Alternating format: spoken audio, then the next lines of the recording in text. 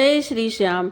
एक बीन माँ की बच्ची अपने जन्मदिन के अवसर पर उदास बैठी हुई होती है। तभी उसके पिता बहुत जुगाड़ लगाकर उसके लिए एक नया फ्रॉक लेकर आते हैं। फ्रॉक देखते ही बच्ची बहुत खुश हो जाती है और जब उसे पहन कर आती है तो पिता उसे लेकर मंदिर जाते हैं। मंदिर में बच्ची खेल रही होती है तो गिर जाती है, जिससे पत्थर से चोट लगने के कारण उसका माथा फट जाता है और वह बेहोश हो जाती है। एक गाड़ी वाले से बहुत मेहनत करके पिता अपनी बेटी को अस्पताल ले जाते हैं। हॉस्पिटल में डॉक्टर कहते हैं कि इसके सिर में चोट लगने के कारण बेहोश हो गई है, ऑपरेशन करना होगा, 2 लाख रुपए लगेंगे।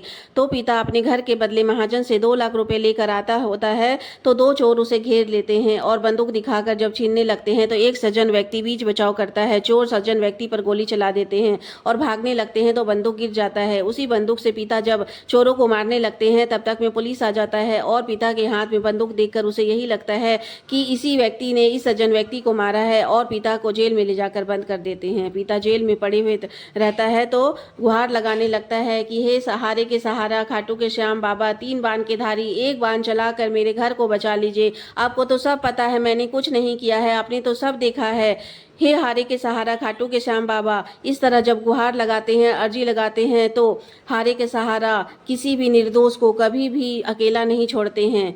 उस सज्जन व्यक्ति को उसी क्षण होश आ जाता है और वह पुलिस को यह गवाही देता है कि जिस व्यक्ति के हाथ में आपने बंदूक देखा था उसने तो मुझे मारा ही नहीं है, दोनों चोर तो पहले ही भाग गए थे। इस तरह पुलिस उस पिता को छोड़ देते हैं। पिता भागे भागे अस्पताल जाता है और हॉस्पिटल में देखता है तो उसकी बच्ची होश में आ गई होती है।